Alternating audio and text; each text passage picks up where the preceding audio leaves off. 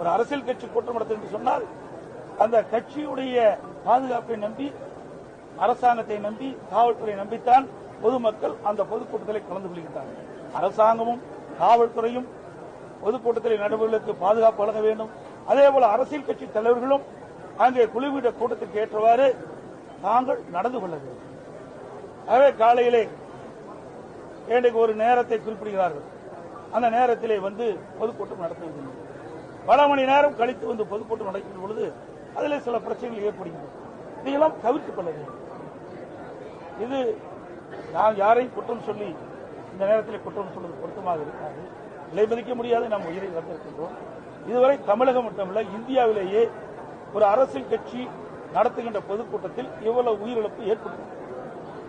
இன்றைக்கு தமிழகத்தில் நம்முடைய சகோதர சகோதரிகள் இன்றைக்கு விலை மதிக்க முடியாத உயிரை நாம் இழந்திருக்கின்ற நேரத்தில் மிகுந்த அதிர்ச்சியும் வேதனையும் வருகிறது. இந்த கட்சி அந்த கட்சி என்று நாம் பார்க்கிறோம். பொதுமக்கள் என்ற கண்ணோட்டோடு நாங்கள் பார்க்கிறோம்.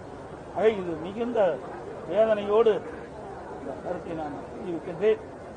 சம்பந்தப்பட்டவர் வந்து அந்த மக்களை பார்க்கவே இல்லை. இதுவரைக்கும் இதுவரைக்கும் அவங்க கட்சி சார்பில் அவரோட பார்க்கலைங்கிற வருத்தத்தை அவங்க சொல்றாங்க. நான் சொல்றேன், மதிப்பு முடிக்காத விலை மதிக்க முடியாத உயிரை இழந்து இருக்கிறோம்.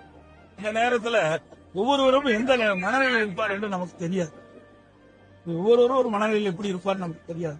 எங்களை பொறுத்த வரைக்கும், அவருடைய இயக்கத்தை பொறுத்த வரைக்கும் மனித உயிர் மக்கள் அரசியல் கட்சி தலைவர்கள் கூட்டத்தில் கலந்து கொள்கின்ற பொழுது அந்த கலந்து கொண்டிருக்கின்ற மக்களுக்கு எவ்வித பாதிப்பும் இல்லாமல் இருக்க வேண்டும் என்பது நினைப்பார். இனி எதிர்காலத்தில் இப்படிப்பட்ட நிகழ்வு ஏற்படக்கூடாது. அதைத்தான் நான் இங்க இன்னைக்கு சொல்லிட்டு இருக்கிறேன். நடந்த நிகழ்வு வந்து மிக மிக ஒரு கொடூரமான நிகழ்வாத்தான் நான் பார்க்கிறேன். மிக மிக வேதனையான ஒரு அதிர்ச்சியான நிகழ்வாத்தான் பார்க்கிறேன்.